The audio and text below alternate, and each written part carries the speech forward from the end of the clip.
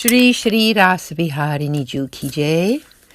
Vraja Kishori Seva Trust continues the reading of Shri Hariraji Bade Shiksha Patr. And today is day 48. It's letter 17, verses 12 and 13, and letter 18, verses 1 and 2. Verse 12. Follow the path according to your ability and focus on Sri Krishna's worship, whilst astutely burning away all contrary actions and doubts.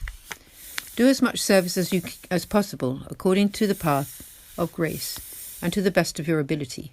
Sri Acharyaji has stated, if you don't have time, in good times and bad times, still serve.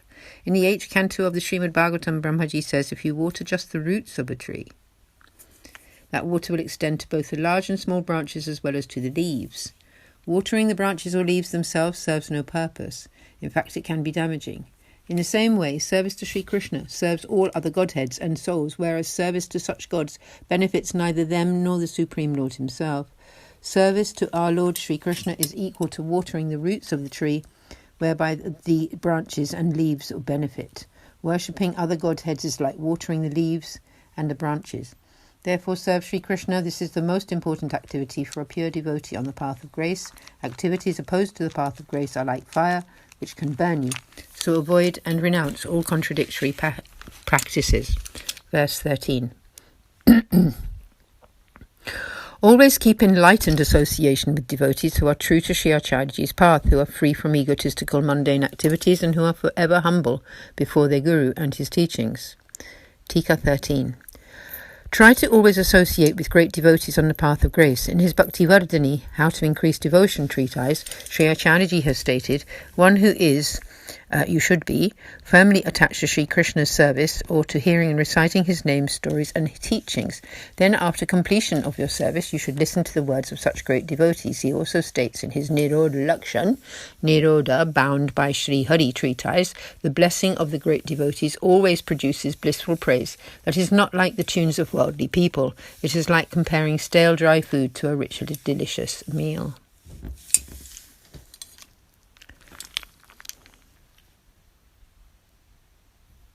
Keeping worldly company and listening to mundane chitter-chatter can never give the same pleasure as listening to the great devotees.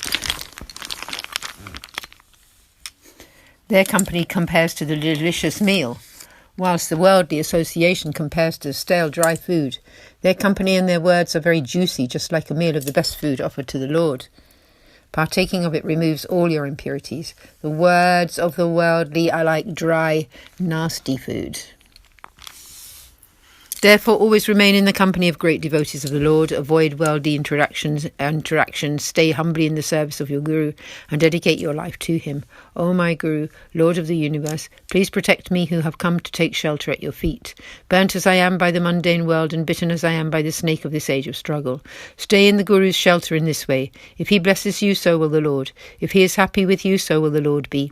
If the Lord is unhappy with you, it is the Guru who will protect you. If your Guru is displeased with you, there is no one to protect you. So dedicate yourself to your Guru and develop your Vaishnava qualities. Then Sri Acharyaji will bless you with the experience of the reward of adherence to the principles of the path of grace. Thus concludes letter 17. We now commence letter 18, which has 17 verses, pondering on the mood of separation. This 18th letter provides a sharp reminder that aspiring devotees must never waste time, but instead curb their apathetic tendencies to indulge in petty material life and anxiety about it, and thus dedicate their whole life to the Lord's service.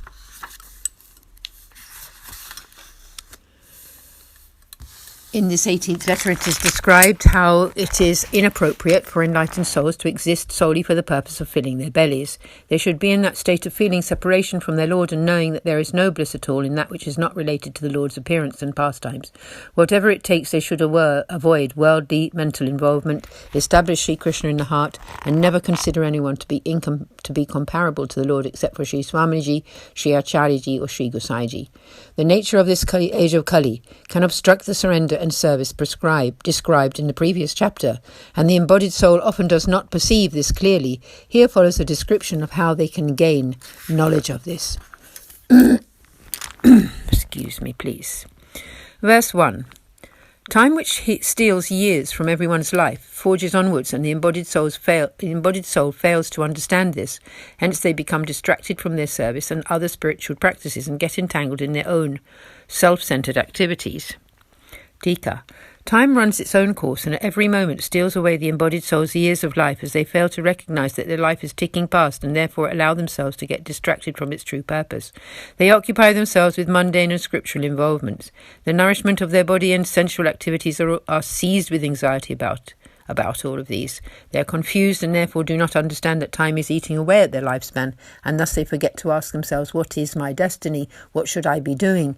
They don't know the answers to these questions and get stuck in many activities and mistakenly entangled therein, for example, dealing with the endless demands of those with whom their relationship is purely, only physical and temporary.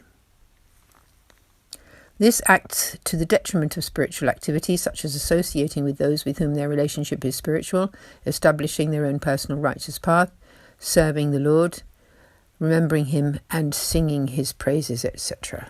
The term for those with whom their relationship is purely only physical is Deha Sambandhi. The opposite is obviously Bhagavat Sambandhi. Verse 2.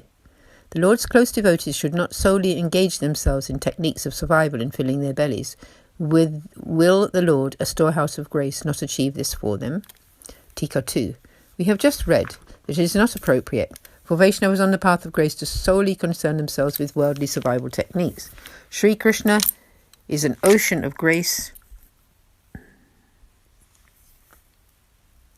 and provides nourishment for the whole wide world, so will He not provide for those who serve Him? He has always been most merciful towards those who serve Him, so therefore Vaishnava devotees should, realizing this, have heartfelt faith and correctly perform the duties of service to the Lord.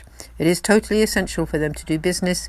They should do this in periods of service, between their periods of service, with faith that this will bring in enough and more for their survival. Whilst doing such activities in this way, the devotee must never forget that the Lord is great and totally capable of perfecting every situation. So pause here for today. Continue tomorrow with letter 18, verse 3. आज के आनंद की जय हो सब वैष्णवों को जय श्री कृष्ण श्री वल्लभाधीश श्री गोसाई जी की जय हो श्री हरे राय जी सो गोपीश्वर जी की जय हो जय जय श्री राधे जी।